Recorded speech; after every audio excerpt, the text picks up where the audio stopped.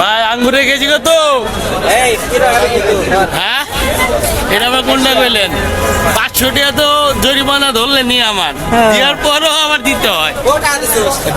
ভাই জমা দিয়ে দিচ্ছি আমি।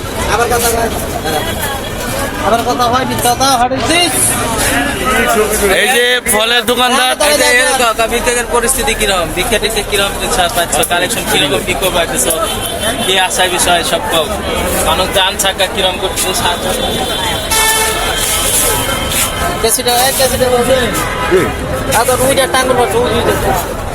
দিবা না রাখবা। হ্যাঁ বেচাই নাকি রুম আছে ভাই, ছয়টা দিগো।